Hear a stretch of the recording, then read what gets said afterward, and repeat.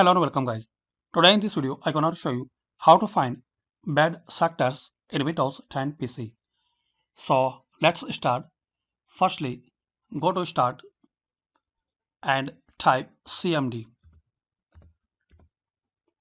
Now right click on command prompt app and click on run as administrator. Now in here type this command chk dsk space.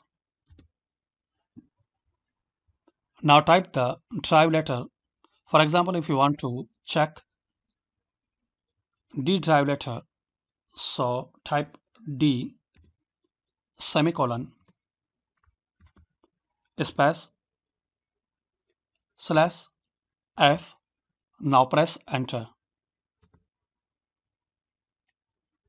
Now scroll down and in here you will find your PC has the bad sectors or not.